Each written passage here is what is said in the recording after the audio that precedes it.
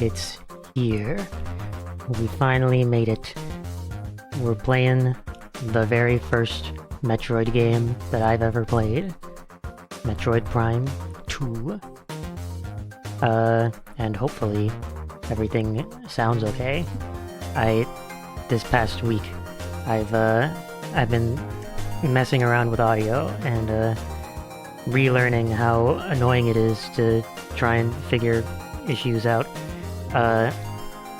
Basically, like, I was gone for the past week, but over that week, I basically got like I guess, I don't know if you would call it an audio mixer, but it's like just a thing that you can plug a mic into, and supposedly it like helps with like background noise and stuff, and eliminating certain like other noises that can happen. I mostly wanted it just because there's a I don't want to go too deep into this and right at the start here, but there's like before my audio setup had a like the OBS standard like noise what do they call it? Noise suppression, noise reduction, noise suppression, I forget what it's called. But the problem with that is it's either on or off. You can't like adjust it in any way. And there are some times when I like the example that I noticed that I had originally made me want to try and find something was I forget what it was. I think it was some Splatoon VOD, I think.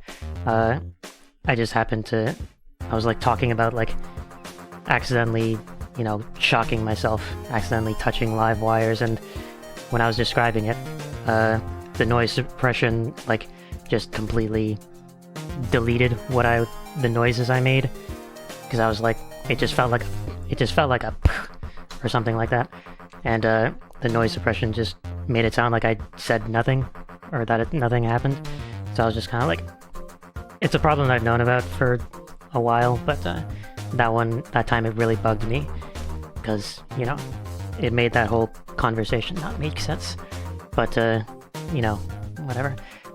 So I got this, and it doesn't work the way I thought it would. But at this point it's just like a sunk cost fallacy thing, so whatever. I guess I'm sticking with it, and hopefully it sounds okay. It should at least sound a little better. It should hopefully not randomly delete whatever dumb noises I make, so that should be good. But yeah, getting back on track, we're finally starting up Metroid Prime 2 in preparation of Metroid Prime 4, I suppose. We are playing the Wii version, the trilogy version. I know I mentioned that I really don't want to play this game with the motion controls, because the way they do the motion controls on the Wii for Metroid Prime is kind of bad. But whatever, we can talk about that more when we get into it. But I considered playing the GameCube version, but then I was like, well, I'm gonna have to get used to this anyway by the time I get around to Metroid Prime 3, because there's no way to play that game without motion controls, unless they make another remaster like they did with Metroid Prime 1. Wink wink, they probably won't do that. But it's one of those things where I guess I technically had the choice, and I just wanted to choose the worst one, because I know the worst option will be unavoidable later, so it's fine. I guess there are some changes that like make it better than the Wii version, better than the GameCube version, but I don't know, I'm not totally familiar with this. But yeah, and yeah, like I said, this is the very first Metroid game I ever played. It was one of those things way back in, oh god, when was it? I don't even know. I remember watching back in the day, Nintendo Capri-san, he Let's Played Metroid Prime 2, and when I was watching it, I was like, wow, this game seems really cool. And it was I think it's one of the few video games that I've played where I like played along with someone, or like, you know, played at my own pace, but then, you know, would go and watch the Let's Play as it was going on, because you know, Let's Plays tend to take a longer time than just playing the game yourself. And yeah, I haven't watched Nintendo Capri Sun in a long time. I wonder if they're still going. Yeah, I don't know, but yeah, it was fun, and it was neat to see, because I think that was kind of like I don't want to say like a rehearsed Let's Play that they did, but it was they definitely went through and 100%ed everything. So and then yeah, it was interesting to like go through and see, and then to like play the game and then go over to the videos and see, you know, things I might have missed and stuff. And yeah, I'm not entirely sure what the consensus about Metroid Prime 2 is. I've heard that it's like, I've heard it both ways. It's either the worst Metroid game, or it's like one of the best Metroid games. And I'm not entirely sure what that averages out to. But I guess we'll see, because it has been a long time since I played it. And you know, I guess technically the first this is the first version I played, which was the Wii version, because that version was on the Wii U eShop, the trilogy. So yeah, it was nice to just have it there. And yeah, I only played Prime 2. I started playing Prime 1 back whenever they released Metroid Prime Remastered, and then I pivoted to that. So yeah, who knows, maybe me playing this now will finally inspire them to release a remaster of Metroid Prime 2. It would be very stupid if that happened twice, or no, I guess that would be 3 times now, but it would be very stupid if that happened again, but I wouldn't complain, because like I said, I'm not a huge fan of the Wii controls, but whatever. We'll get to that when we actually start, which how about we start right now, instead of me prattling on about playing the game. Why don't we actually play the game? So let's where did my thing go? There it is. Let's begin and take a look at the game. Where did it go? I think my stuff has disappeared. There it is. Metroid Prime Trilogy. And yeah, this is the eShop version, I guess. I don't know if there's any differences between like the proper like disc version of the trilogy and the eShop. I doubt it, but you know, there could be. I know that there's differences between the GameCube and the Wii versions. I think it just has to do with the scanning, but I don't entirely remember. Like the order of scans that you get stuff in. But again, I don't entirely remember. Anyway, let us begin. Here it is. Here it is. Nintendo presents.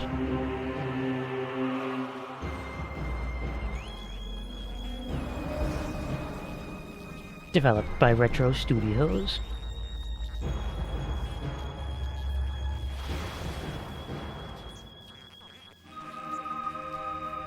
Yep.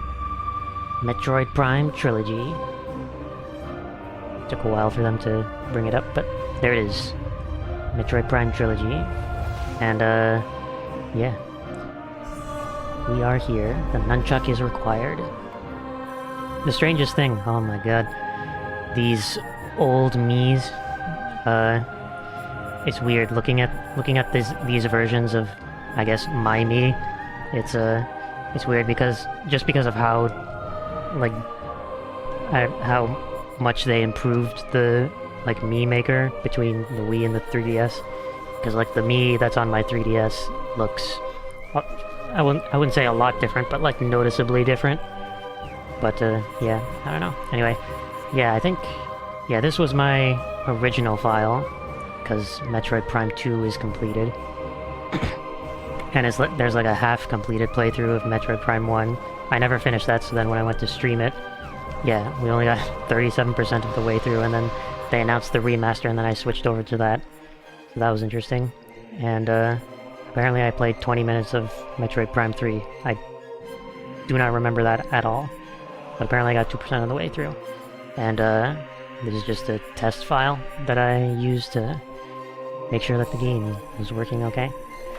And yeah, when I was testing this, I just ended up like starting to just play the game. Like, so I had to like remember, oh yeah, I'm supposed to stream this, but yeah. So yeah, there's the half-completed Metroid Prime file, and now we can start Metroid Prime 2. I guess we'll just go normal. Why not? I think the only difference between normal and veteran is just that enemies take and deal more damage, and that's never usually interesting. Mission File 02546. 8 days ago, contact with Galactic Federation Trooper Squad Bravo was lost. Contract Agreement. Locate Federation troopers and render assistance. That's a line that always stood out to me weirdly. Because, like, I don't know. Last transmission received from a rogue planet located in the Dashus region called Aether. Yeah, it always stood out to me as a weird sentence, because, like, I always think of the word render as meaning, like, to make something. Like, you know, render a video. It's making the video. Or like, you know, render something useless, or whatever. Making it useless. Is it possible to make assistance? Is that a thing you can do? I don't know, it's just weird. Anyway, ooh. This planet. Seeing that purple is, it's bringing back the memories. But yeah. Oh yeah, the other thing that, is... the other thing that is, it seems really loud compared to the rest of the game so far. Anyway, lightning strikes, and we're crash landing.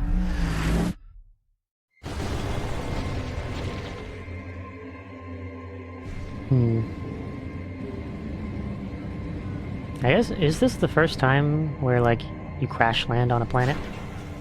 And, like, you can't leave because your ship is damaged or whatever? I don't know. It definitely doesn't happen in Zero Mission, or Prime 1, or Dread. And those are the only Metroid games that I've played. I don't think it happens in Fusion, but I didn't play Fusion long enough to know if that happens or not. Yeah. Okay. Oh yeah, that's the other thing about this, is that, this is the trilogy version, so you don't get to hear the like, main menu music of Metroid Prime 2, which is sad because the track that plays there is probably one of the... It's a very good, like, menu theme. And, yeah. So, of course, go in your ship, and you can heal and save and all that.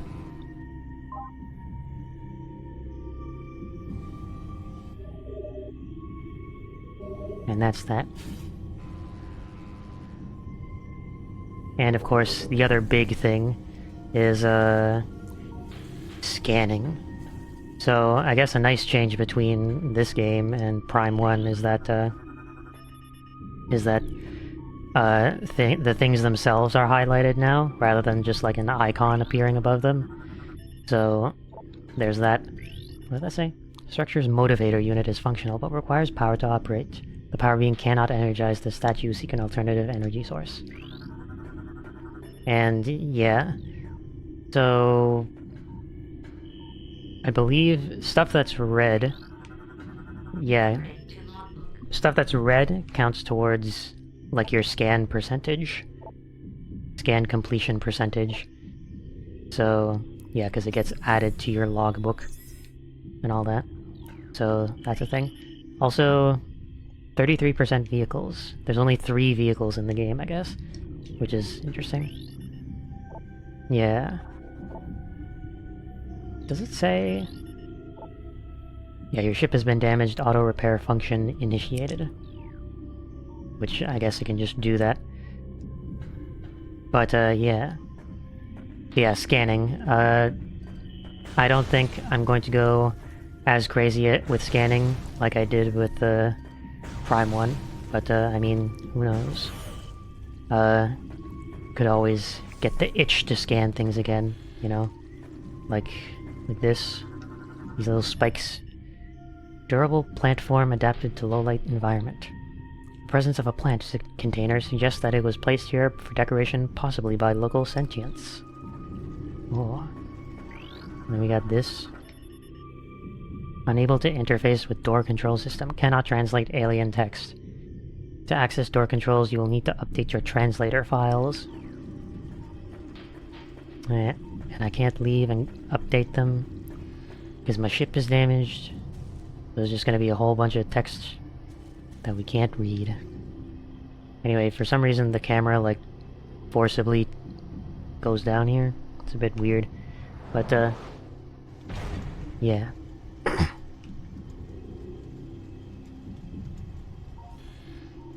Oh my god, look at all this stuff. Yeah, I'm not gonna go crazy with all the scanning. What did that say? Ventilation system converted to dispense pesticide. Interesting. What were they doing here that they needed pesticide? I don't know, but yeah, the blue stuff I think is all just like, you know, supplementary, optional, not important really. But the red stuff is important. Lock armor disengaged. Destroy locks to activate the gate. Gate will remain open once activated. Yeah. Oh, this gets added to your logbook. But it's blue. Also, this is a gate. What?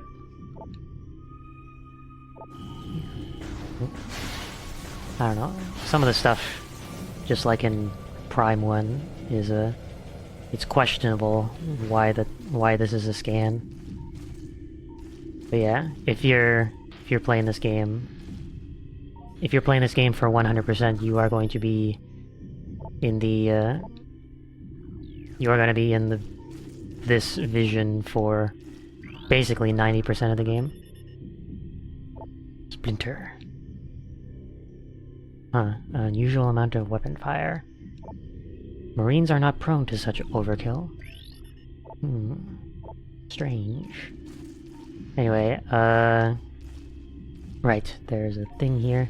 You can kind of tell it's like going into the door through those wires. Environmental clues. Security panel online. Gate control system restored.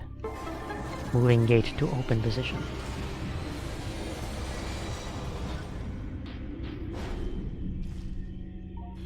Anyway, what else is there? Anything else that I can scan unnecessarily? Communication system offline. Yeah. Yeah. Scan the boxes. Heavy Galactic Federation crate.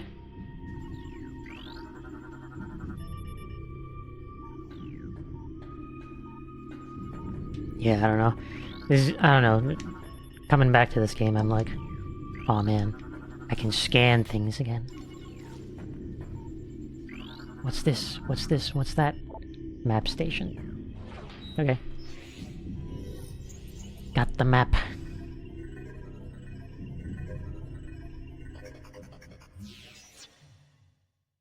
And then the map goes into Samus's shoulder, I guess? Yes.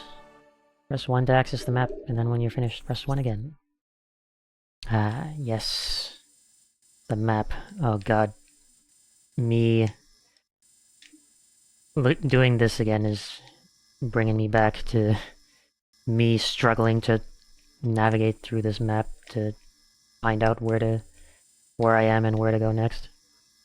Because, like, I don't know, something about the controls for this, the pan and tilt, it doesn't make sense to me sometimes.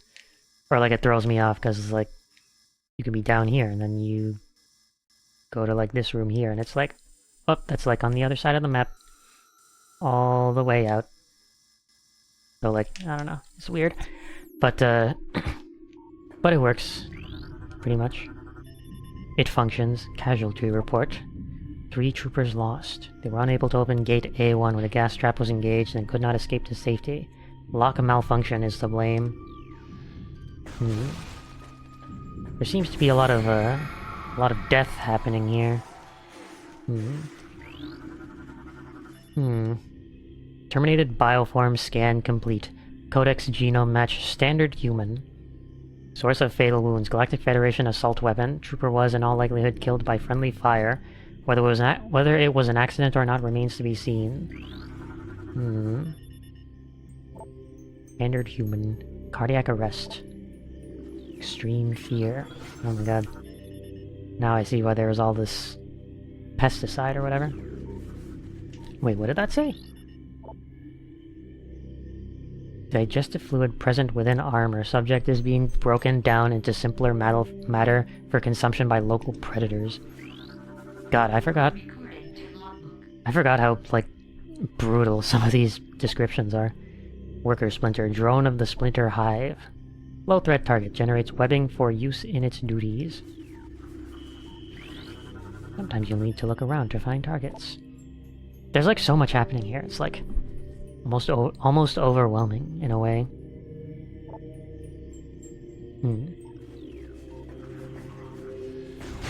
Kinda weird. Maybe that's why this left a strong first impression on me, because it's just like, there's just all this stuff happening.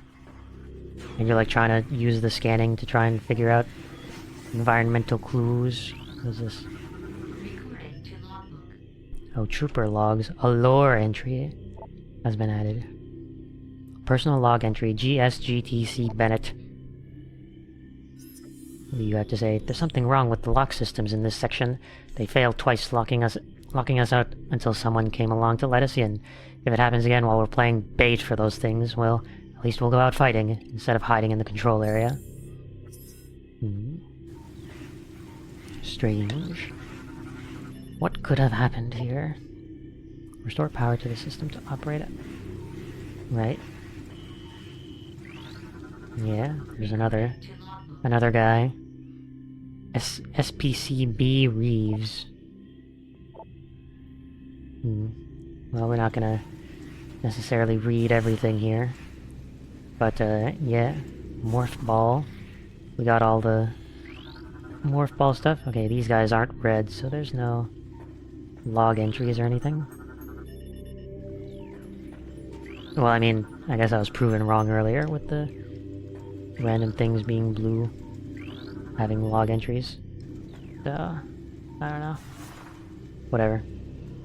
They don't have lore at the very least. Some objects can be destroyed by bombs. So yeah, I guess that's the other thing. We have some of the same stuff from Metroid Prime 1. Double jump, charge shot, morph ball bombs. And I think that's it. Oh no, we have missiles as well. And I think that's it. We didn't keep any of the beams from the last game, which is unfortunate. Oh, there's so much stuff here. Source of termination. Blunt force or blunt trauma to critical areas. Evidence suggests these bioforms were eliminated in close combat by unarmed troopers. Got one over there. Oh, it's like another group. Okay. We don't need to go into all the details of how these things died. That's probably a bit much. Bomb slot. Research entry. Insert the morph ball into the slot and then detonate a bomb. This will transfer energy from the slot to the device connected to it. I don't know, it's one of those things where, like,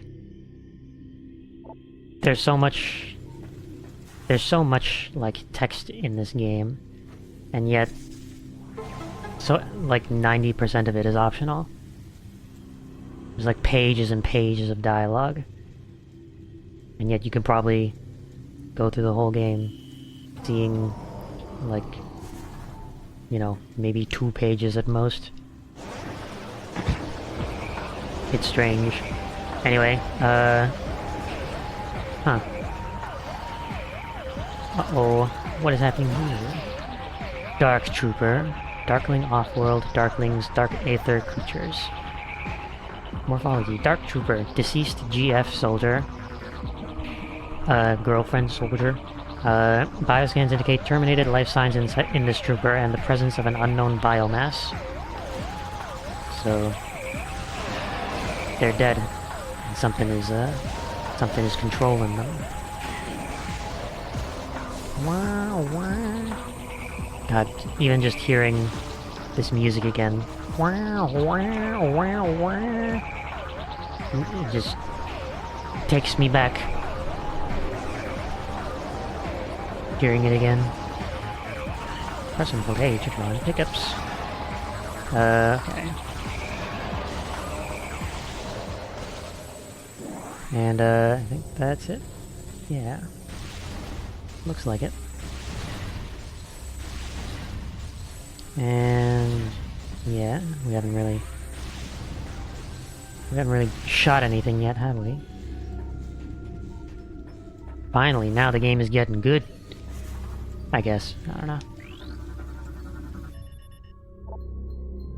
Access denied. Unable to bypass security codes. Seek an alternate exit. Yeah, I think whenever a door has, like, these plates on it, it's, like, impossible to open it. Any other door, there's usually something that you can use to open it, but when it's got those metal plates on it, it's impossible to open.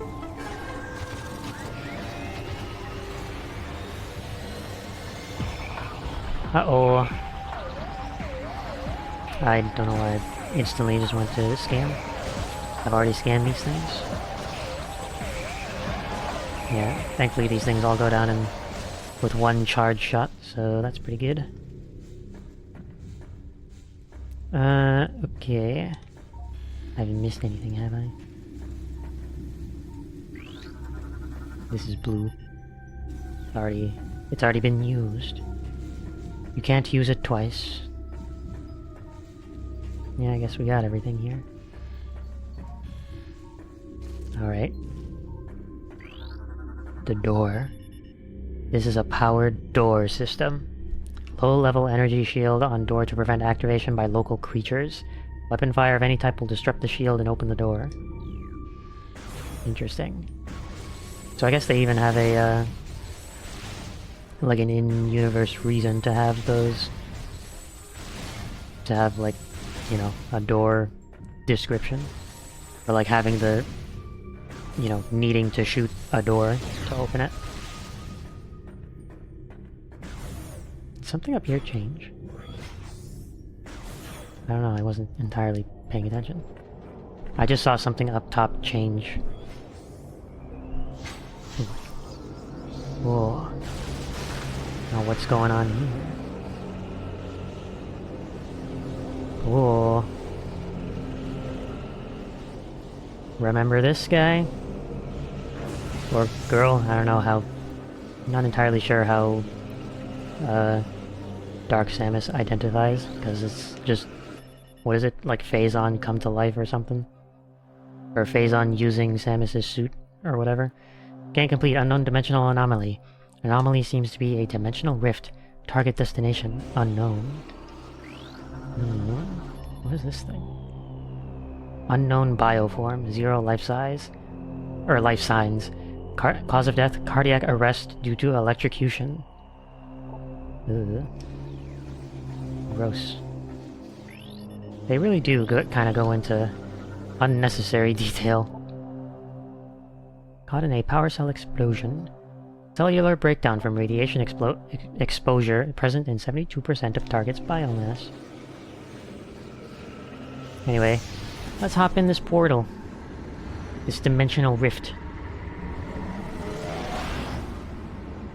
Well, looks like it tore all our molecules apart. Oh, but then it reformed them. How nice.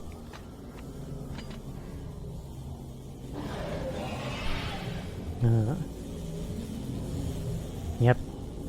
Dark Samus is still here from the first game. Sucking up Phazon. I don't know how they immediately turned around and shot. Just like that, but you know, whatever. Cinematics. Also, I don't think I realized what just happened at first.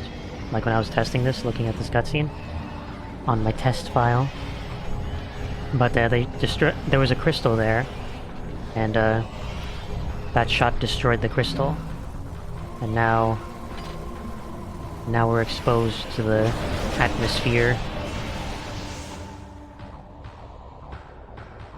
I don't know if the atmosphere somehow makes you more susceptible to losing your stuff, but I don't know, whatever. It's a video game.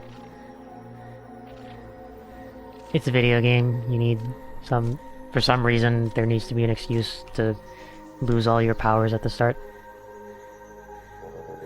Anyway, yeah, just like the first game, your gear has been stolen by unknown creatures. Space jump thrusters offline. Grapple beam launcher. Oh, we had the grapple beam. I didn't even know that. Didn't realize. But the worst part of all is that you lose your double jump, the space jump. Morph ball bombs. All remaining systems online and active. Yeah. So, we're back to 0. And of course, immediately, we need something yeah, we see something that we have to bomb. Caloric alloy. And, we can't do anything about it. But instead, there's another opening here. So there's that.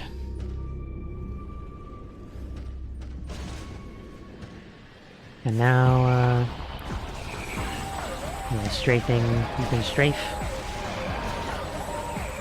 Very helpful technique against many of these game's bosses. Many of this game's bosses, rather. Strafing is vital to survival. Oh, I see a door here. Oh, oops. I just kinda destroyed that guy. That dead guy. Whoa. Small energy unit. That doesn't go in your logbook, apparently. I think it did in the last game, but I guess here it doesn't. Oh, save station.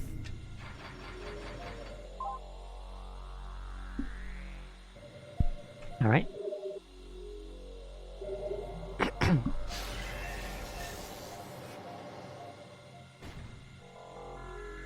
Game has been saved.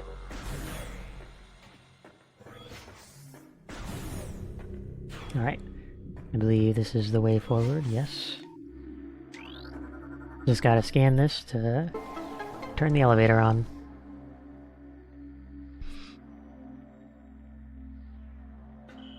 Step in the hologram and the elevator will move.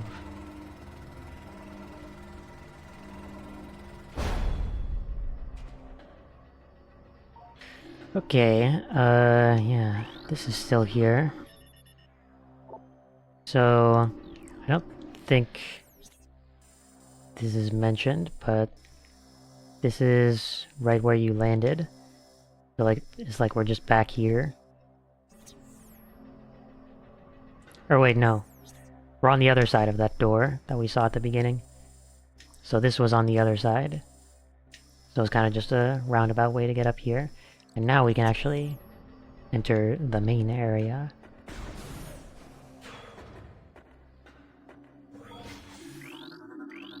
Alright. Can I scan the unlocked version? Or the locked version? The armored version? No?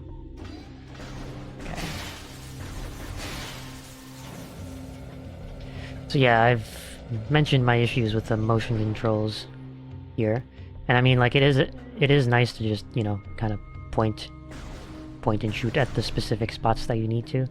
But I think my main issue with it is just how it controls the camera. Because it's like, I don't know, I feel like the way my mind interprets it is, like it's kind of like a, I guess like an analog to the right stick. Because like, I think like the more you aim to the right, the more the camera will turn right. But no, that just makes your cursor go off screen, and then eventually it just kind of freezes like that. And it, you know, you just end up turning. Yeah, it's a weird thing to try and describe unless you're actually playing it. But I think of all the games that could have supported the Wii Motion Plus or whatever they call it, the thing that they used for Skyward Sword, this game would have absolutely benefited from it, because yeah, it's way too easy to just like get your cursor off screen and then the camera just like freezes movement, or just like keeps moving in a way that you don't want it to. Anyway, more things, more enemies.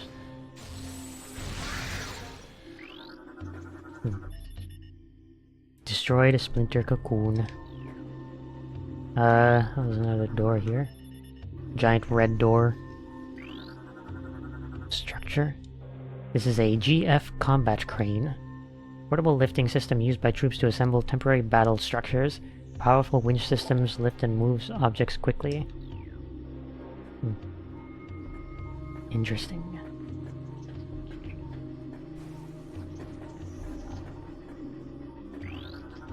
Another gate. Whoa. A bridge. GF bridge. Mark II bridge. Portable bridge system. It's durable but often locks in place. Destroy locks to lower bridge.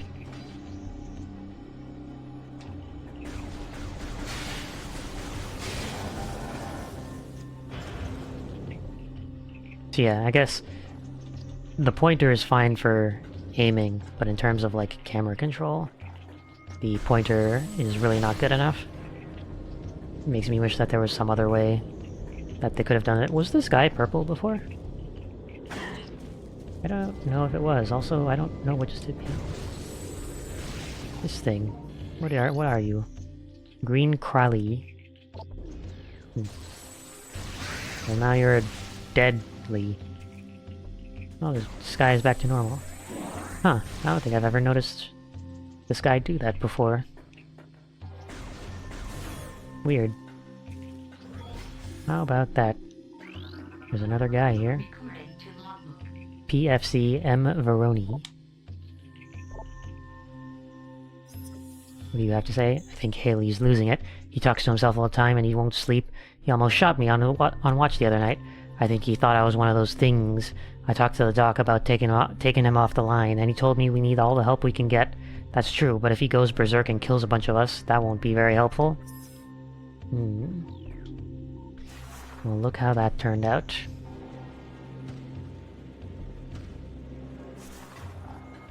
Look how that turned out. I don't actually know what happened, so I don't know how that turned out. What is this? Nutrient-grade biomatter, protected by thick exobarrier and tensile webbing. Possible source of nourishment for local bioforms. Okay. Right, that thing. We can't do anything about that yet. But we have now finally made it to the temple grounds. Yeah, the sky is going between, like, normal and purple. Weird. I don't know how I never noticed that before. Splinter, predatory insectoid hunter. That's it. I guess that's all they had to say. Splinters are aggressive and dangerous in numbers. Their light armor is no match for your weapons, however.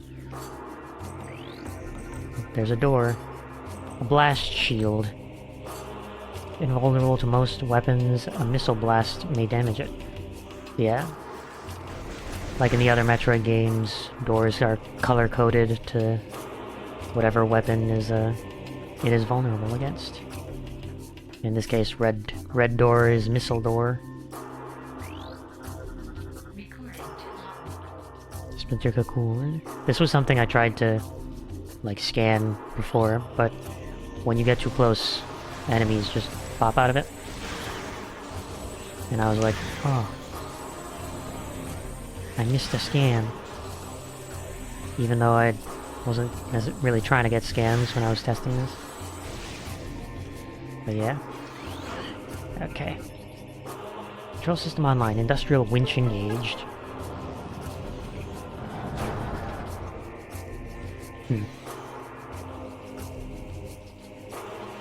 Oh, I guess it broke.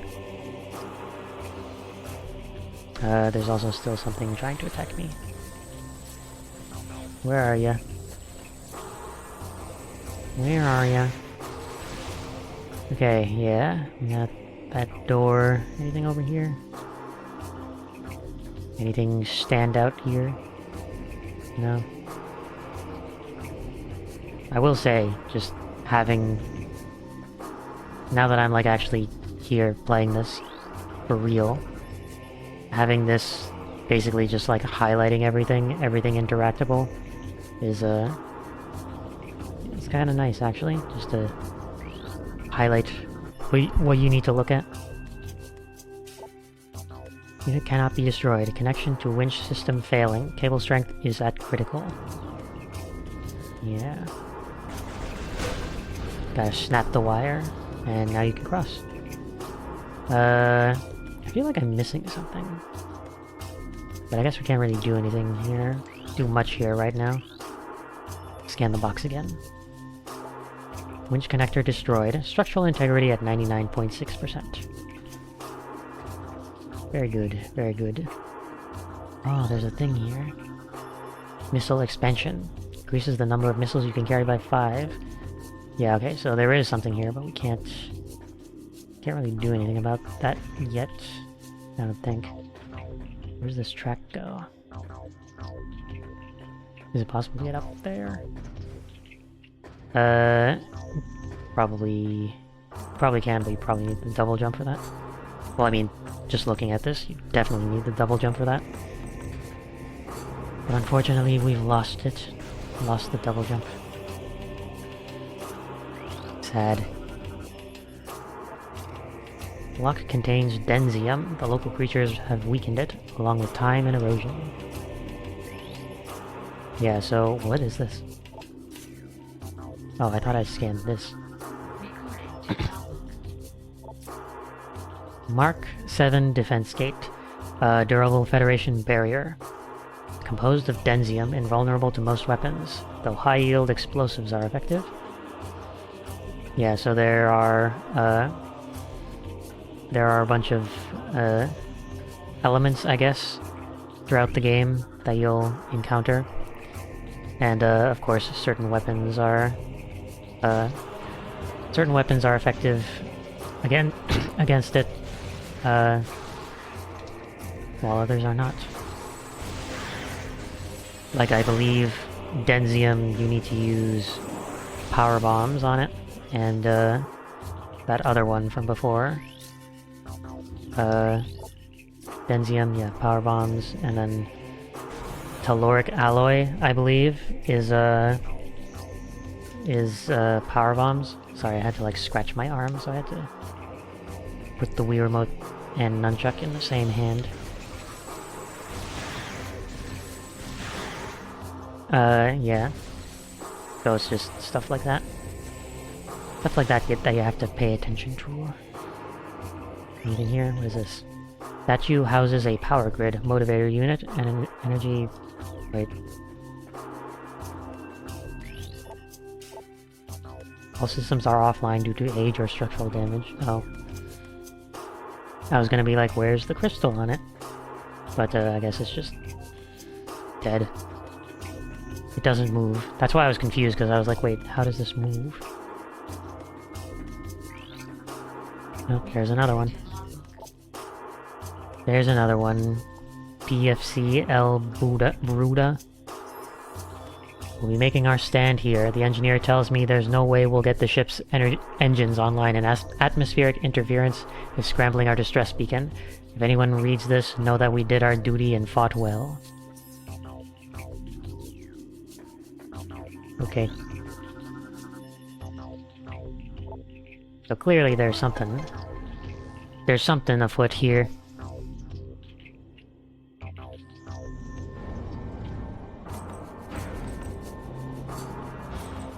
What could it be? Who knows? Man, I must really not have been paying attention to the sky or anything if it's going between blue and purple this much. Anyway, we try to activate that satellite and it just doesn't work. Oh, apparently we can scan it. Interesting. Galactic Federation Communications Array. Target is part of a deep space communication system. Local interference is jamming its signal. Until conditions clear, it is effectively useless. Damn. Can I just ignore you? I can. That's nice. Oh god. There's a thing trying to shoot at me. Okay, that's not what I wanted you to target. I wanted to target the mechanoids. Growler turret class turret. Automated defense system. Yep. Okay. Cool. We got it. We're scanning. Unable to scan target. Recommend scanning object from close range to counter the interference. Yeah, you have to scan it from one side, I guess. For whatever reason. Thankfully, there's a hole right here. Oh, and there's another guy here. Galactic Federation Marine Corps Personal Log Entry SPC M. Angseth. We don't need to read it. I wanna do everything else. Ooh. Funky. Control circuit malfunction. Gate may operate in an erratic fashion. Nothing else? Alright. Yeah, so... I don't know, the gate just kind of moves randomly there. What could there be? I saw something red. Oh wait. This is... Oh, this is vehicle number 2. I remember this. I don't remember what vehicle number 3 is, though. But we're 66% of the way through the vehicles. And 50% through the mechanisms, apparently. GFS Tier Anhur class patrol ship.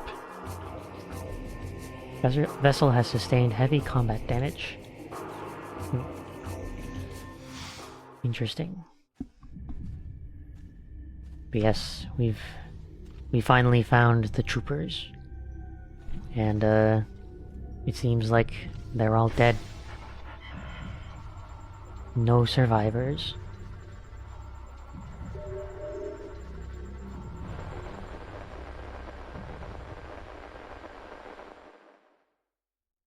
Date cycle, that final report. That person commanding. While on patrol in the Dasha system, we engaged an unknown space pirate frigate. The enemy frigate was crippled and it crashed on the planet Aether. Aether? I don't know. We followed the pirates, but our ship was damaged by a storm as we entered Aether's atmosphere. Sound familiar?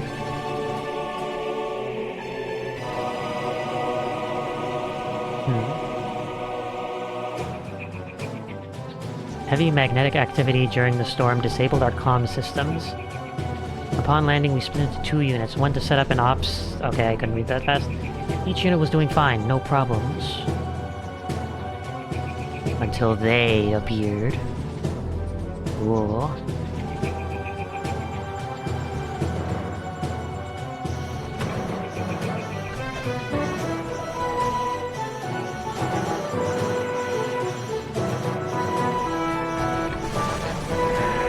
They're here.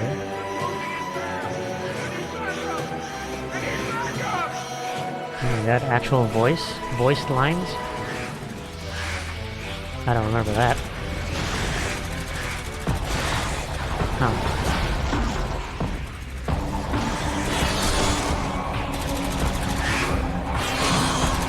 And, yeah.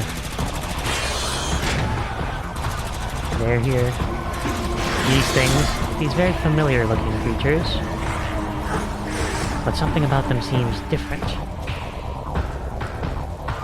And of course, there's one last remaining survivor to relay the message of what happened here.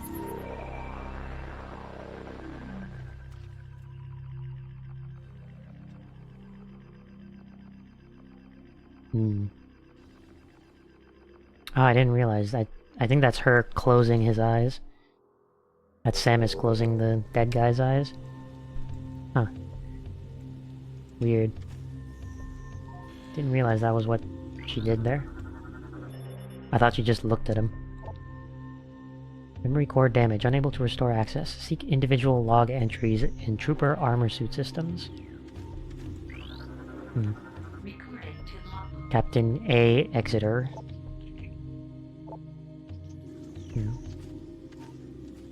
I mean, I don't know. Yeah, there's gonna be a whole lot of these logs here. Because, you know, this was the base of operations. I don't know, maybe I'll do a read-through at some point, but right now this is all just progress to 100%, I guess. Except not really, because I already said I wouldn't do 100% in scans. Because yeah, like in the last game, this is there is missable stuff. And I can't guarantee that I will get everything. Especially not all the missable stuff. Anyway, for some reason they just had a missile launcher here. So now we have our missiles back. Yeah. Very nice to see. Oh, these things are back. They're back. This time it's a Dark Splinter, Darkling-possessed insectoid predator. The alien symbiote within the splinter augments its strength and durability. Threat level raised. Well, this time they take more than one charge shot. Or maybe I just hit the wall. Okay, I think I just hit the wall in that case. Okay. Cool. Also, I noticed that thing up there changed to yellow.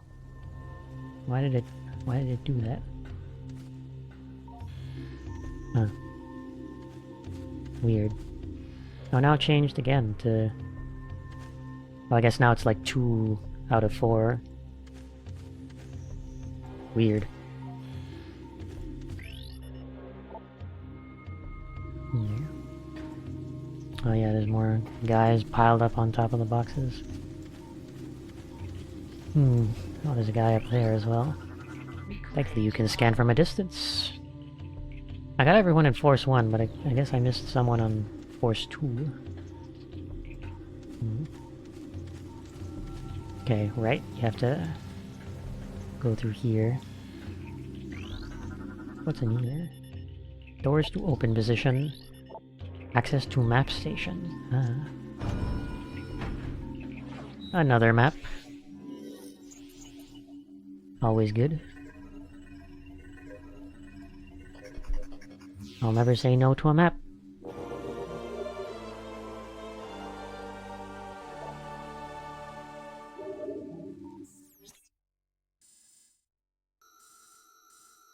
Yeah, whoa, this place has grown in size, hasn't it? There's so much stuff everywhere. But we'll discover it all in due time. Chairs. Oh. Oh my god, are these all individually scannable? Wow. And they all have names on them, huh?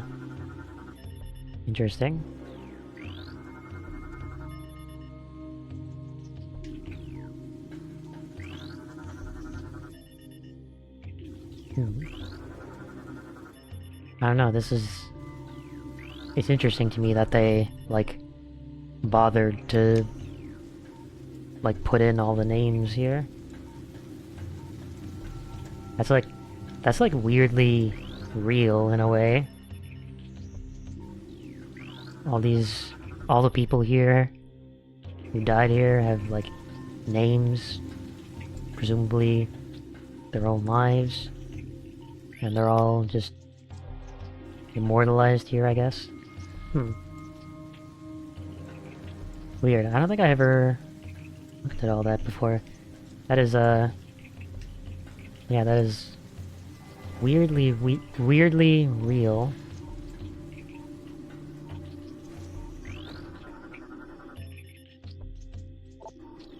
Wait, what? Object appears to be a damaged piece of powered art. All projectors are offline. Combat damage appears final. Repairs are unlikely. Powered art. Oh, I guess it's like one of those like 3D projectors or whatever. Hologram projectors. Kinetic orb cannon. Fires small spherical objects at high speeds. Scan interface panel to bring cannon online. Interface panel?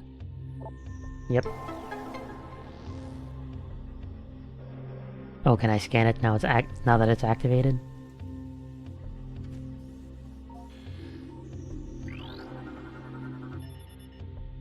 Enter hologram in morph ball mode to fire cannon. Okay, I guess it doesn't count, but still, they had a separate entry just for that. And yeah, now we're here. Now we're here in a place we couldn't get to before. And we got a missile door. There was a missile door back there that I never went to. It's yellow again. Why is it yellow? I don't know. Weird. Oh, there's another guy here. Oh, this is the last guy of Force 2. I'm the only one left. Managed to get out of the hive, but when I got to the ship, everyone was gone. Dead. I'm heading for that alien building we saw earlier. Maybe someone can help me there. Wait, something's moving down there. Hello? Damn. Well, scans indicate a presence of a control system. Interface method unknown. Control units not present in visible spectrum or current time-space. That's, well, that's blunt, I guess. Anyway, we have these. What are these? War wasps. These things, I remember these things. They are, annoying. They are quite annoying. I think these things were in Prime 1 as well, so... yeah. I don't know if they had the same name, War Wasps. But they certainly do behave the same. What am I doing here? Oh. There it is. I remember now. Kinetic orb cannon.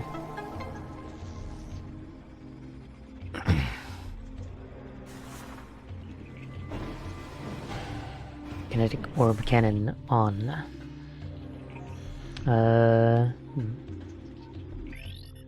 Yeah, there's a control system here for that.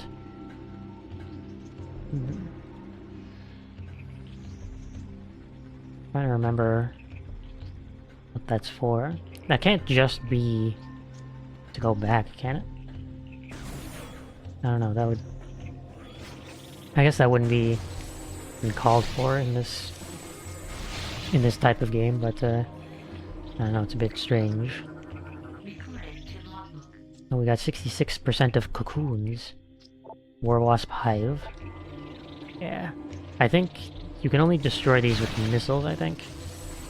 If I remember correctly. At the very least, it's certainly... if nothing else, it's certainly easier to get rid of them with missiles. And right, I remember this. This is... yeah, there's a giant crack here.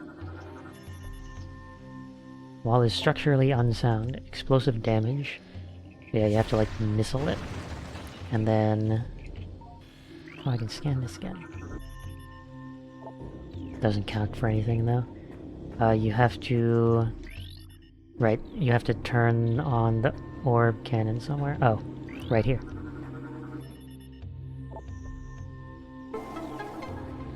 Okay. I think there was... yeah. I think I saw another hive. Yeah. It's right there. Cool, now we don't have to deal with those things. Hooray! Yeah, and then you break through. It's a bit strange. Also, I noticed when you're a ball, all the moths start flying towards you. Or whatever these are. Another thing here. Being annoying. Thing up top changed again. I don't know what's up with that. I don't know what's going on at the top. Why does it keep randomly changing? I don't remember that meter from my first playthrough of this. And now it's weirding me out.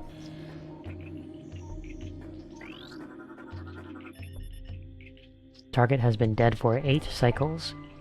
Trace amounts of unknown chemical present in target. It has an effect similar to mummification on dead biomatter. Further analysis required to determine chemicals' effect on living biomatter. They tried to mummify this body. I guess... I don't know, maybe in some ways that makes sense. Because of... you know, where this leads to? I don't know, not sure. Anyway. Got a... elevator here. Gotta turn it on.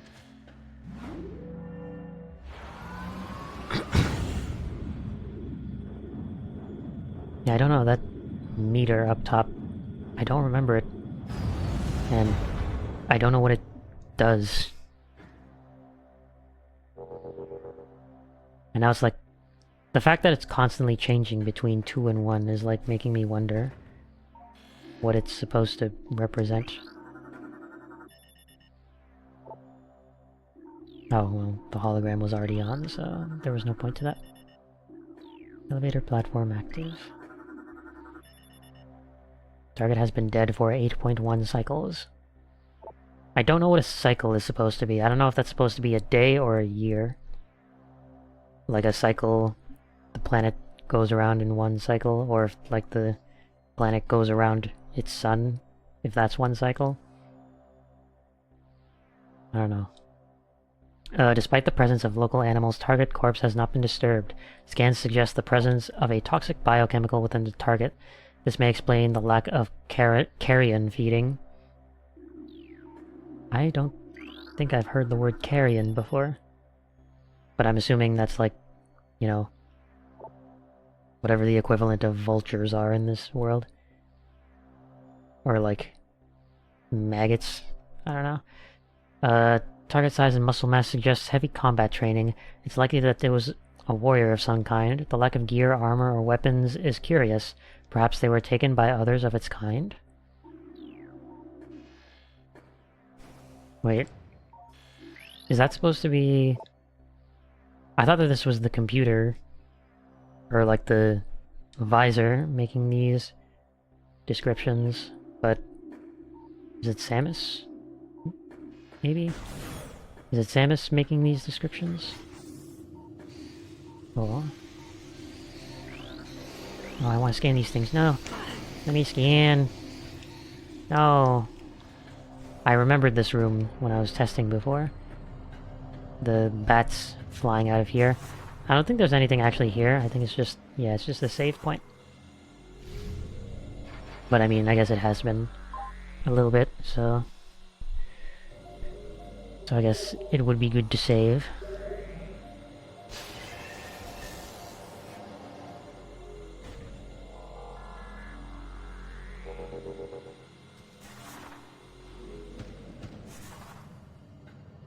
Anyway, there's this. the thing that it was trying to look at. Device is a part of a compromised security system. Only basic door systems remain online. You can scan the wires. Active power system cables. Energy flow from prime generator to auxiliary systems detected. Prime. Metroid Prime? Actually, I'm curious about something. If I come back in here, will these things... No, they won't respawn. I think they might only respawn if you like leave the area and come back. Or like take the elevator and come back. Anyway, this is a fancy room. Oh, it won't let me go around. Yeah, this is a like arena of some kind. Battle arena. Oh, and there's a thing up there.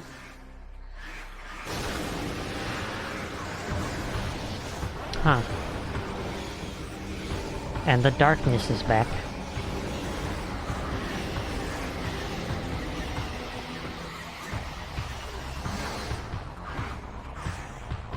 Actually, is this the first time we're seeing the darkness like pop in like that? Unknown energy field is scrambling the scan wave. Field is localized and holding at a steady level. Further investigation advised. Well, what is this? Random blue thing? Huh? Object out of scanning range. Well, now I'm close enough to scan it. Units identified as hybernetic stasis chambers. Life signs of hibernating bioforms within the chambers are steady. Chambers are made of a number of exotic metals. It would be quite difficult to breach them with conventional weapons. I didn't even know those were there. Anyway, get these things out of here.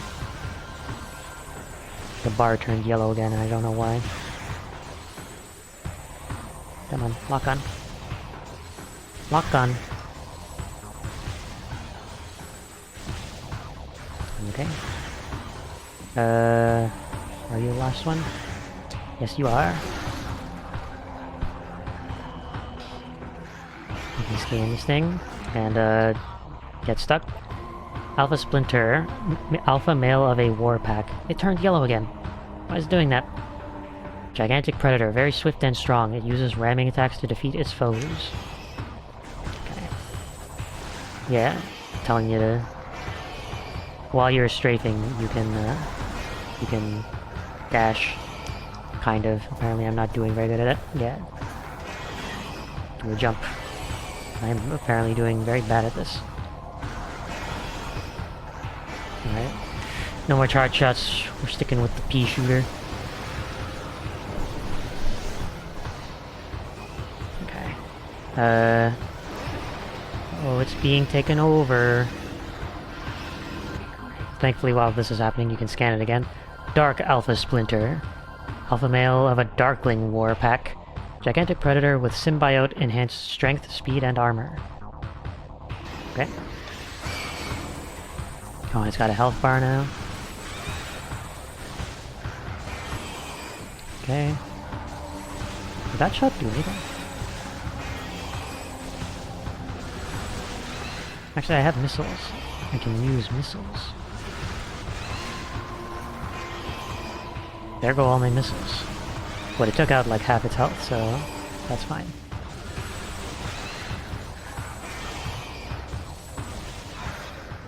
But yeah, I remember having Dark Alpha Splinter defeated. I forgot that was a thing in the trilogy version. What was I saying? Yeah, I remember having a lot of trouble with this boss at first. But yeah, it's actually not that bad, because it's really just a boss to teach you about strafing. Strafing and strafe jumping. Unknown technology. It's just a circle. It's just a sphere. Okay.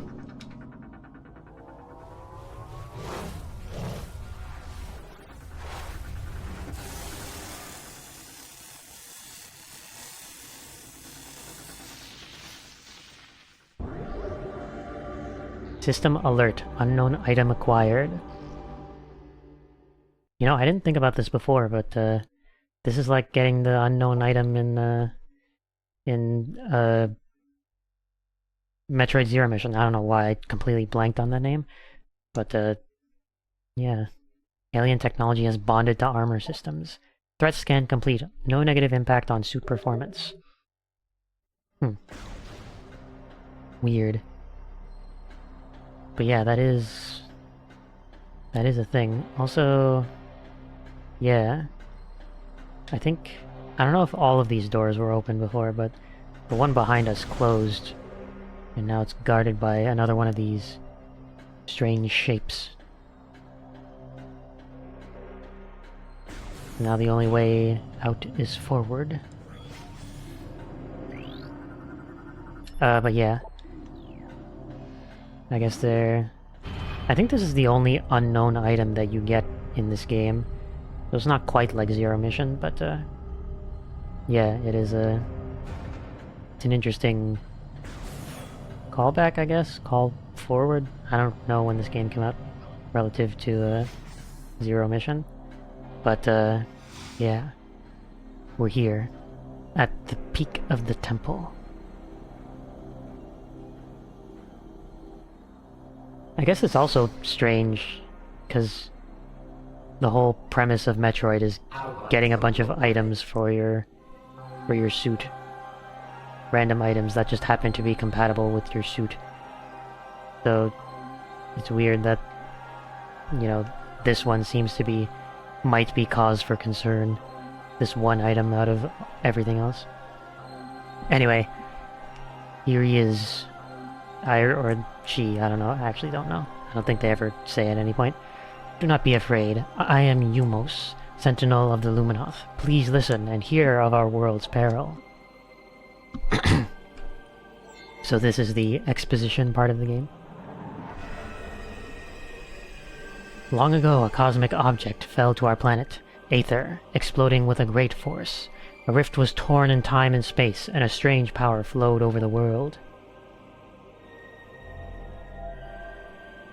Where once there was one Aether, there were now two, one of light and one of shadow, each existing in its own dimension.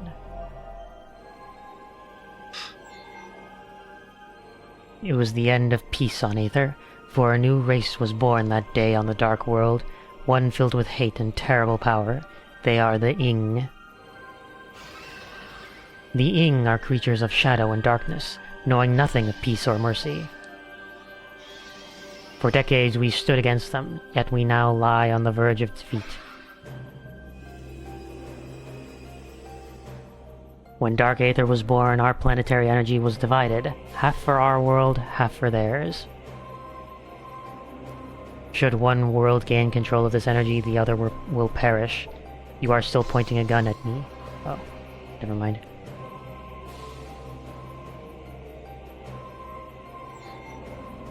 I just inherently trust you now, I guess. Before you arrived, the Ing that had stolen a device from us, one that collects planetary energy. With it, they have weakened our planet to the verge of collapse. But fortune has smiled upon us this day, for the energy transfer module is now bonded to you. With it, you can help us restore our world. All because the sphere merged with me. You're our only hope, Samus.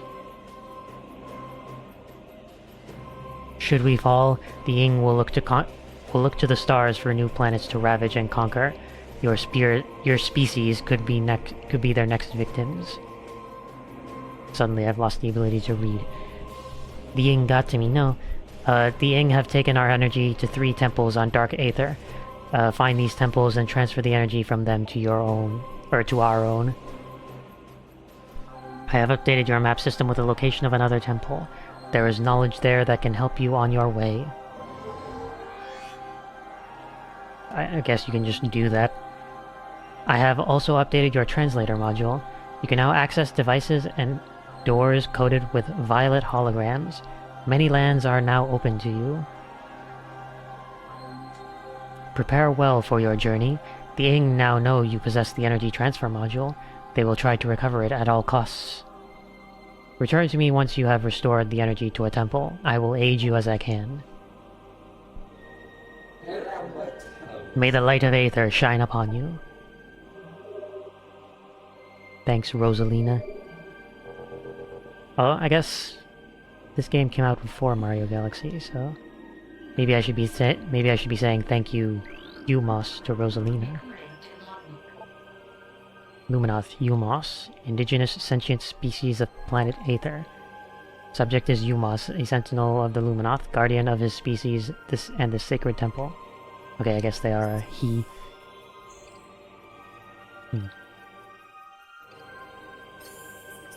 Okay, well, good to know, I suppose. Energy controller. Unit regulates planetary energy in the sector and is linked to a global energy network. Nice. Okay, yeah, so that's the plot. Gotta go get energy from the dark world and bring it back to the light world. And yeah, now we can scan these things. And some of them have lore, and some of them just open doors. This one is lore. It is told that the Luminoth were not born of Aether, but of the stars. In the early days we roamed the greatness of the void, bathing in the glorious light of 1,000 stars. We met a vast number of enlightened minds. The Incren, the Eula, and the Chozo among them. Oh. Each of them, we found, had claimed a homeworld and formed a deep bond with it. In time, we decided to do the same.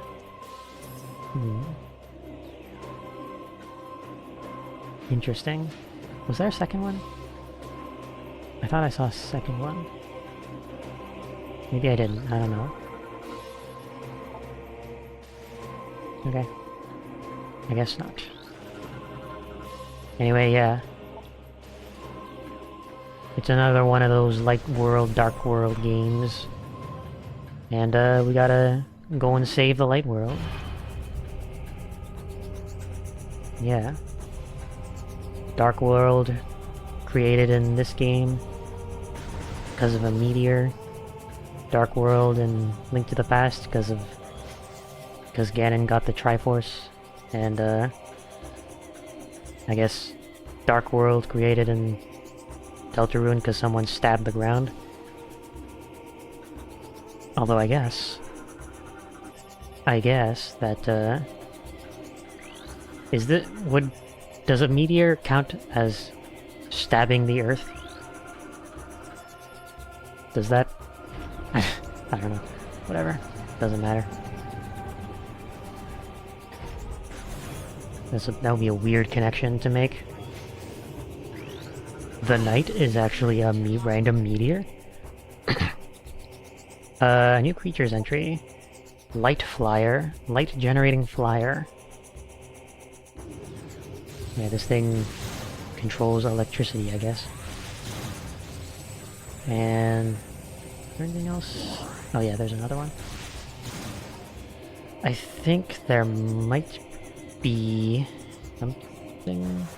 I think there's a thing that you can... oh yeah, you can get up here. Oh, right, I don't have bombs, so I can't jump. I think it's probably just a, like, missile expansion or something.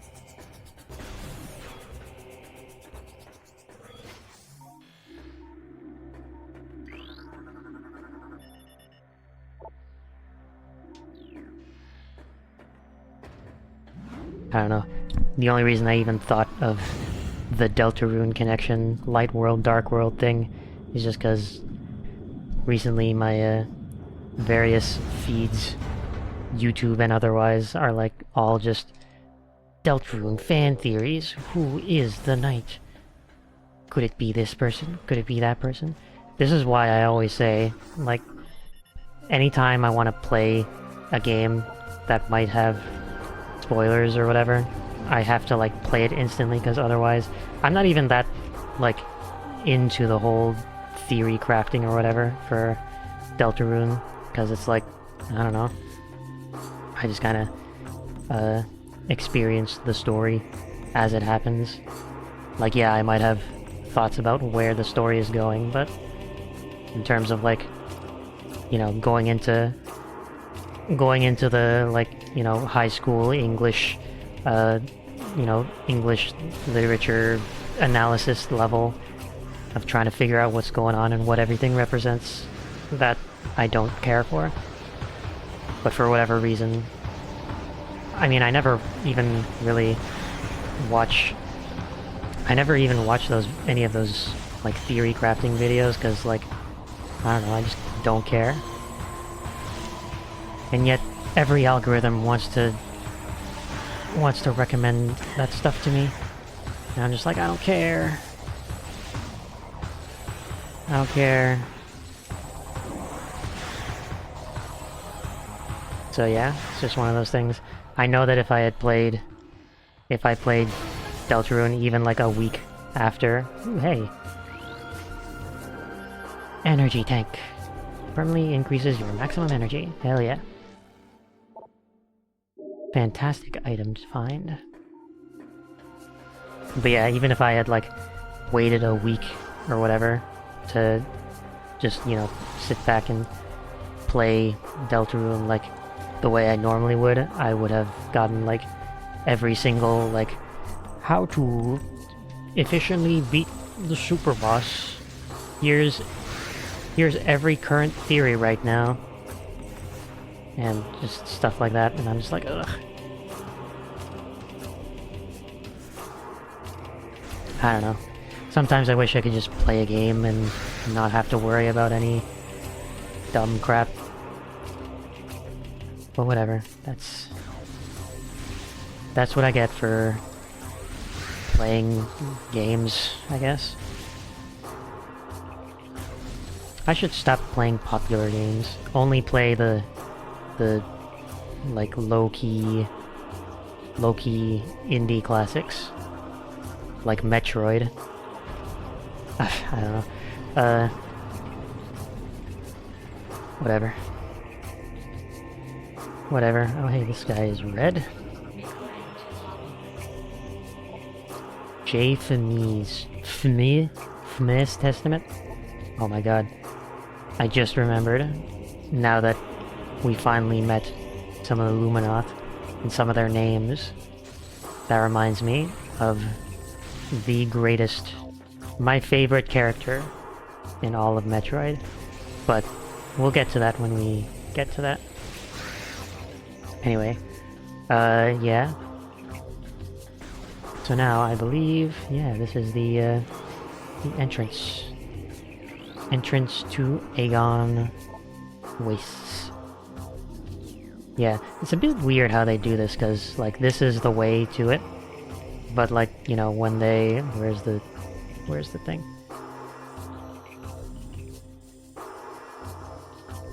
Yeah, when you're, like, here, up at the top, or I guess we haven't been here yet, wherever the temple was...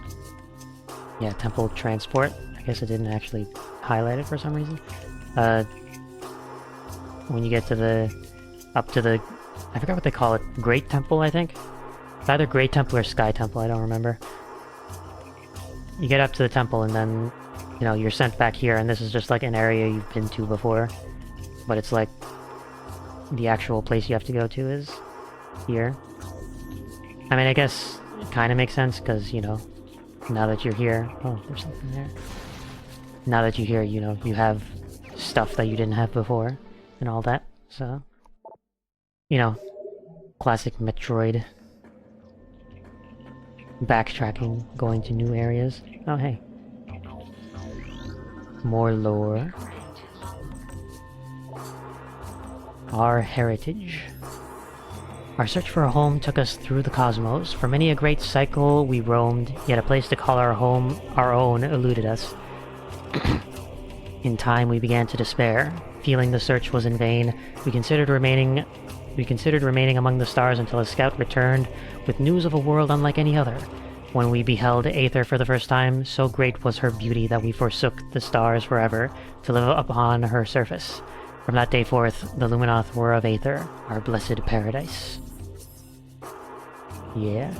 So, I think the main difference between the GameCube version and the Wii version is, like, I guess the order that you get some of these lore things didn't really make sense in the GameCube version. So, it was, like, reordered a bit in the Wii version. And, yeah. Look at this the natural beauty of Aether. Although, I'm not sure... Is there... No, that just looks like a canyon with water in it. The place that we're going to is a desert, so I don't know... That's like a forest. Those are like mountains? Or maybe Aegon Wastes are like over there? I don't know. This is definitely not correct. There are no like mountain areas, so... Huh. Weird. That's kind of odd, actually. Because this is an elevator. It takes you to Aegon Wastes, which is, you know, a wasteland desert.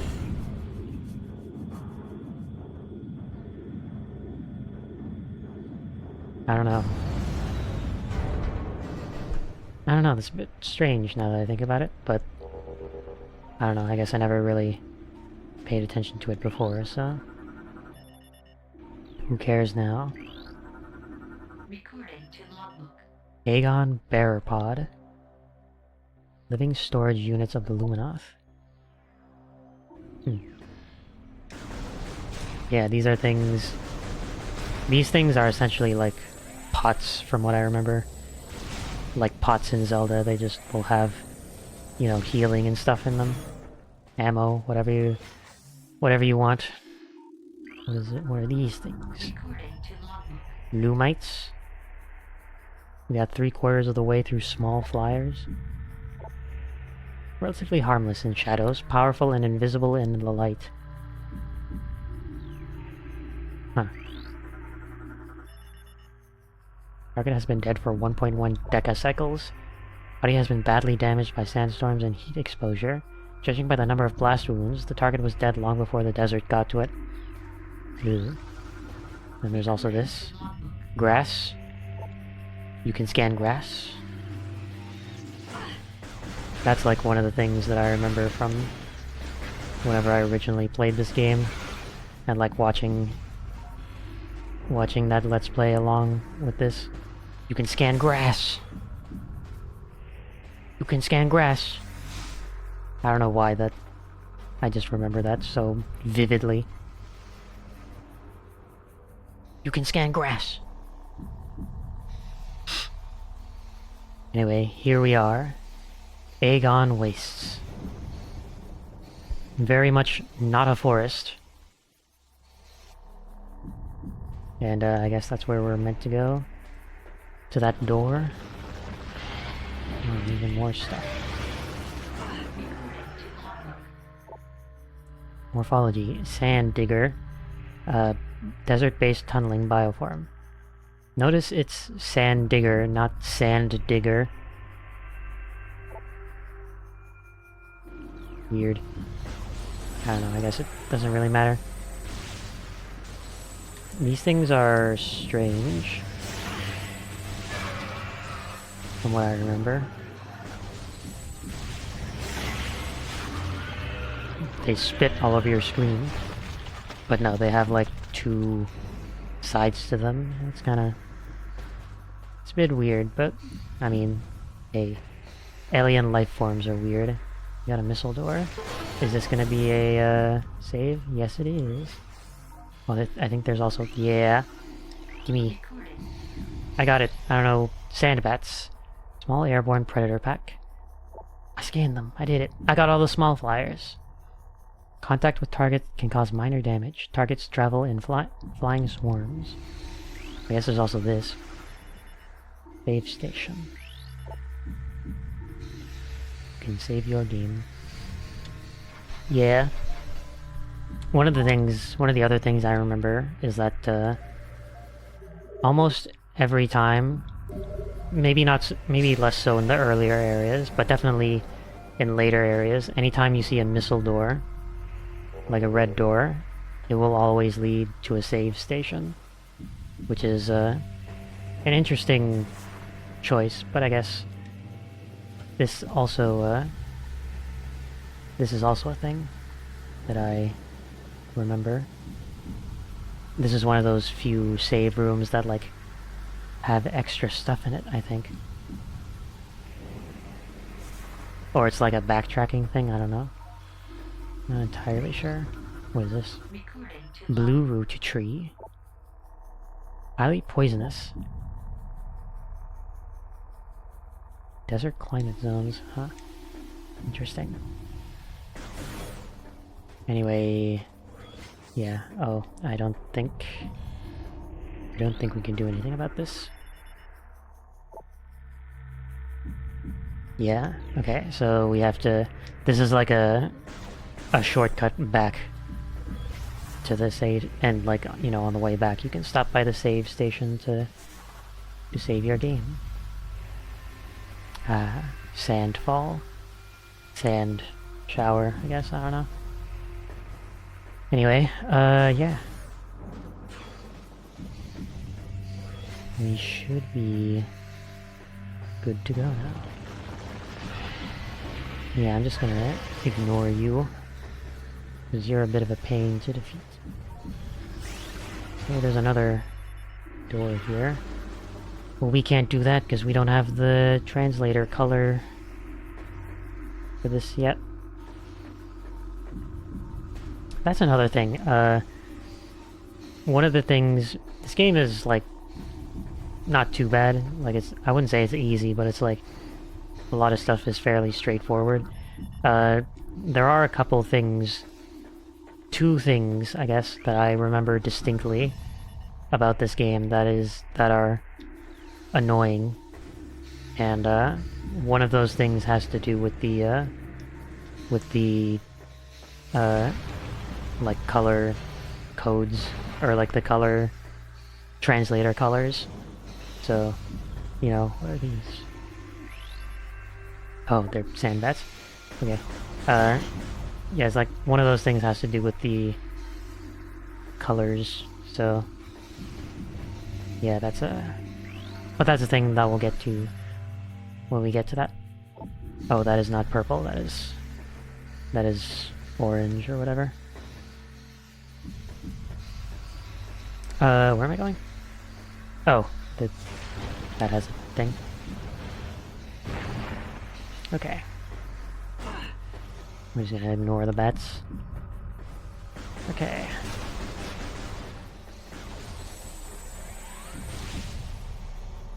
What am I aiming at? Oh, it's probably just more bats. Also, lightning? Right, this place has like lightning. Desert lightning. Okay. What's all this? Composed of ordinary alloys and stone, purpose unknown, possibly placed as a warning to travelers. Warning of what? Who knows? Solar lens modified for use as part of a Luminoth sonic security system. Lens is connected to a sonic control system, sonic detection gear needed to interface with the system. Neutralizing the control emitter may affect the lens. Interesting. Interesting, I would have thought they'd have been more vague about that at the start, but I guess not. But huh. Sonic controller system. Oh my god, there's so many bats here. So many sand bats. Okay. Oh, this room looks important. Oh, these guys.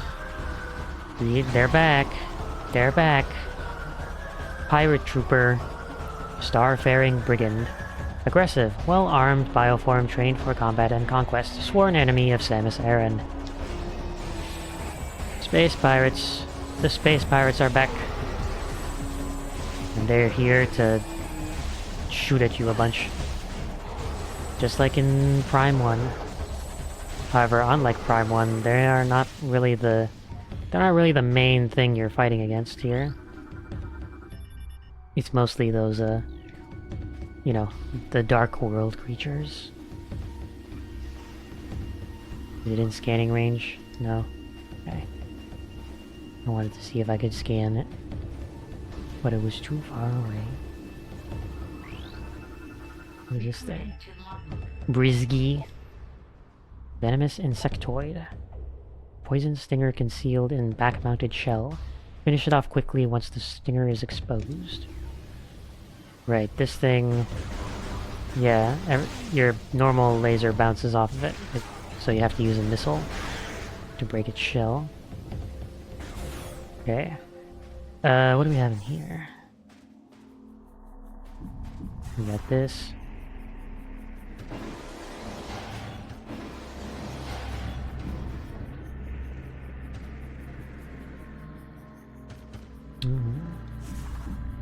Oh, I see. What do you have? Yeah, let me scan your leg. Subject terminated 1.9 decacycles ago. Target has a number of wounds caused by small explosions, most likely delivered by a portable rocket or grenade system. God. They say they've been dead for 1.9 decacycles. Anyway, I saw that missile expansion. Believe it or not, we're still not yet at the point where I was like testing when I was doing my audio tests. We still have not made it to that part yet. It's amazing how much longer this game takes when you actually like take the time to pause and look what's going on. I didn't think we'd see this room yet. But I mean, I guess we're here. Can I actually like do this? Also used to energize and open a portal to Dark Aether, currently offline. Oh, right, but we can't do this yet because we don't have... Okay, I see. We're here early. But, you know, it certainly is a very grand room for a portal like that. And, yeah, we can't do anything about that yet. So I guess we have to go back. Okay, so clearly I went the wrong way.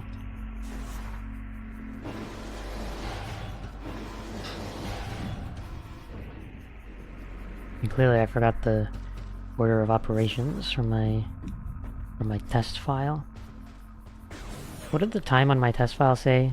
By the time I got here, it was like, I think it was like 35 minutes or something. And I've been going for a little over an hour and a half, so, you know, this is a much slower progress. This is what happens when you take the time to, you know, read, scan stuff. This is what I'm talking about all the optional dialogue. You can just breeze through this pretty quickly and, you know, not really miss much, because, you know, almost all of the text is just scan text and lore text, which is like, you know, in terms of like, you know, just playing the game, that's most of this stuff doesn't have any like gameplay implications or anything like that. I don't think. They might have like, you know, some scans might like tell you, you know, shoot with a missile before using your regular missile. Break the shell first before you get to before you try shooting it. We can't make that jump. But beyond that, you know, all the text is optional. Almost all of it. We got another missile door. I don't think it's... Yeah, this isn't a save room. So... Oh, yeah. This is another thing. You can scan these things. Shriek bat. These things... I think these things were also in... Prime 1. When you get too close, they just kind of fly at you. Also, when you go into these things... Into these, like, trees, your vision gets, like, all crazy. Okay, yes, this is the way to go. I remember this now. Yep. Here we are, the big arena. I think they even call it... Oh no, they call it Aegon Temple. I thought they called this area the arena. Or like Aegon Arena or whatever. We can't do anything about that. I don't know, I'm just looking around, going around the sides.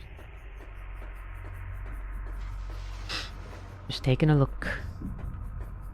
Got this. There's a white door. So, that probably means we're gonna get the ice beam soon, right? Just like in Metroid Prime 1.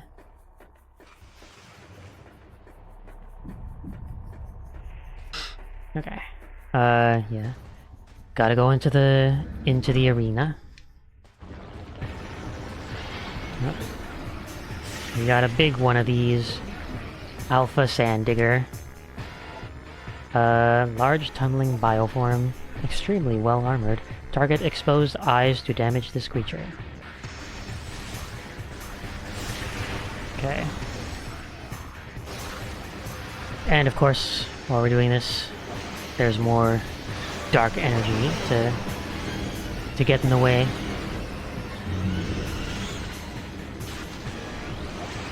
Alright, so now we got this thing. It's not a dark Alpha Sand Digger, it's the Bomb Guardian. Bomb dropping Darkling. Enemy is utilizing your Morph Ball bomb unit, somehow. Although its armor is strong, its tail is exposed when moving. Its mouth can be hit when glowing. Yeah, so this is... I don't remember now if Metroid Prime 1 did this specific thing. But like, this game has like a... I guess like two-stage system with bosses, where you shoot them and you do yellow damage, which doesn't actually do damage to the health bar, or like lower the health bar in any way, but it like progresses you towards doing red damage, which is damage that actually lowers the health bar. It's a bit of a weird thing, but I mean, I guess from a gameplay perspective that makes sense. Come on. Get behind. There we go. Yeah, not that bad. Not that bad. Oh, Bomb Guardian defeated.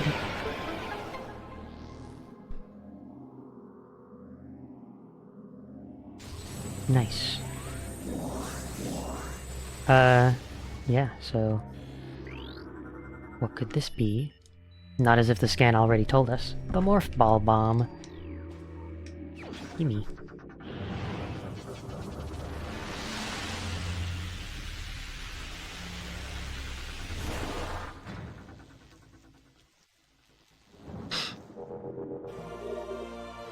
Morph Ball Bomb acquired. On the Morph Ball mode, press A to drop a bomb. Yeah. We technically did this already, before we lost it. Anyway, yeah, telluric alloy, that's the bomb material. Which is weird, because it kinda looks like it's just glass, but you know, whatever. Whatever, it's a video game, who cares? Gotta make progress somehow. Yeah, so... yeah, and, now that we have, the bombs, I think this is exclusive to the Wii version. If you flick the Wii remote up, you can just jump. You don't have to, like, lay a bomb and then jump that way. You can just flick. Pretty nice. Certainly a lot more convenient than just doing regular bomb jumping. Mostly because the first step is faster. You don't necessarily have to wait. Yeah. So, we've made it into, what is this? Aegon Energy Controller. Controller Access Temple, yeah. Yes, yes, yes. So yeah, we've made it here. What are we doing? This is an access point for the local energy system. The energy transfer module has been designed to interface with it. Once it has, all of the energy within the module will be channeled into the local system.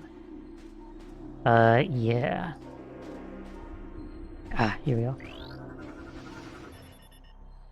Lumina subject terminated 1.5 decacycles ago. Damage from multiple weapon systems detected. Subject definitely went out fighting. Yeah, it's lines like that that make me wonder who is writing these messages. Is it the computer, or are these like Samus's notes?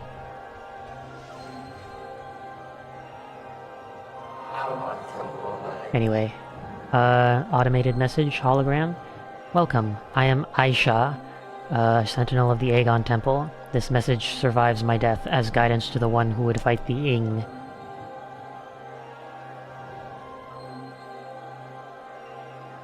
A portal to Dark Aether lies nearby. With it, you can travel to this land's shadow. You must locate a dark temple, a twisted mockery of this sacred place. Inside, you will find the energy controller you seek.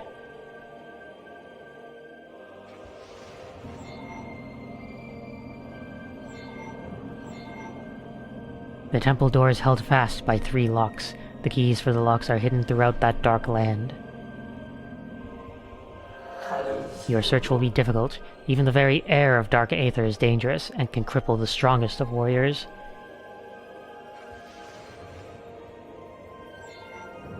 In our past struggles with the Ing, we placed a series of light crystals throughout their world. They remain today. These crystals create safe areas that will protect you from the harmful atmosphere of the Dark World.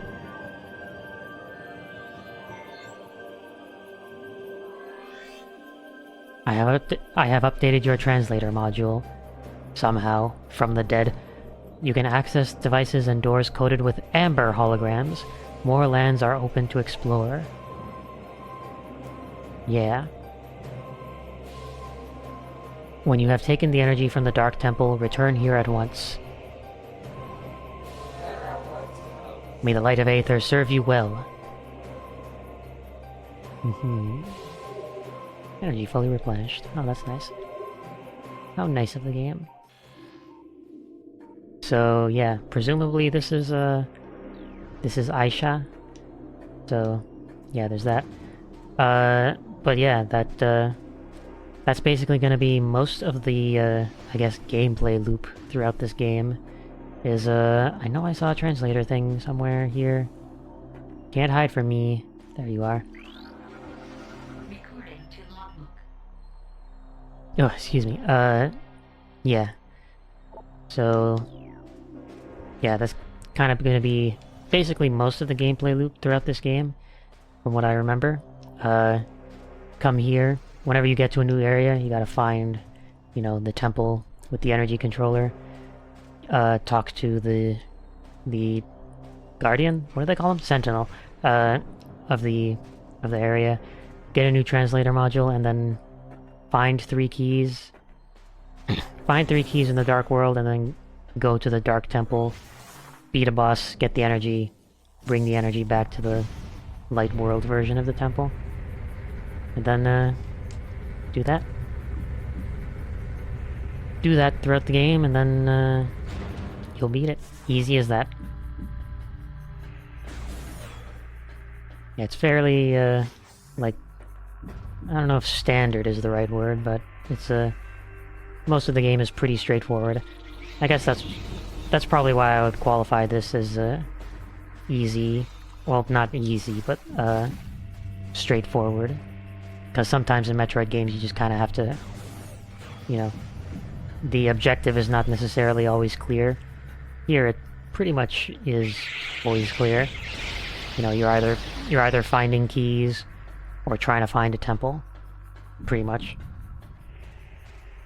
Of course, the methods of how you do such things are what make each area unique and what keeps the gameplay loop interesting. I guess we can either go down to that door that we saw earlier, or to that portal that we saw earlier, but we can see what's over here. Through vigilance and strength, we create peace.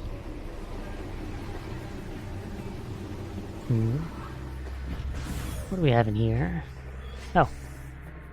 It's just a little missile pack. Cool.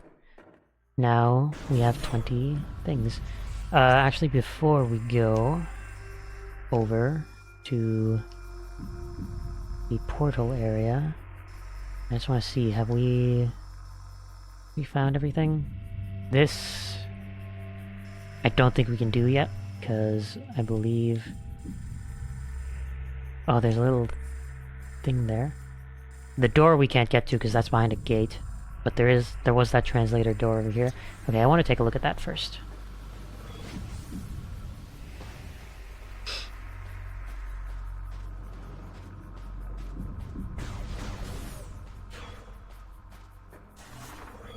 Also, I should mention that that now we have actually made it to the point where I have not gotten this far yet on my test file, so now we are in not necessarily a new area, but you know, not as fresh in my memory, I guess you could call it.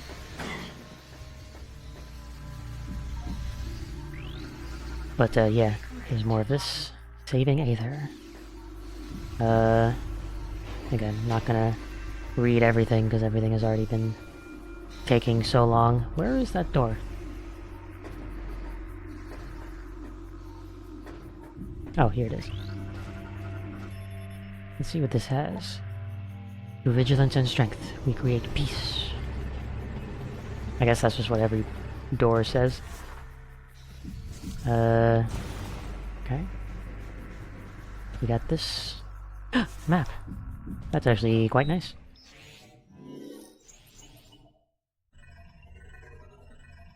Very nice.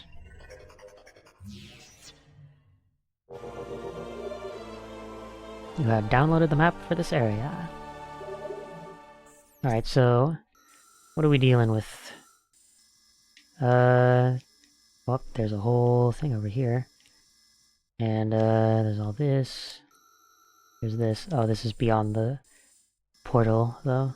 I guess... Is there a legend here? No. Oh, key. Yeah. So yeah, P is for a portal. And then there's other stuff. The T that was here was a translator door. And then there's all this. But we need new beams for that. Yeah, we got blue doors, black doors, white doors, gray doors, red doors, green doors, purple doors, and yellow doors. And there's all sorts of stuff to find. Yeah. So, I guess... I'm trying to think, because it's already...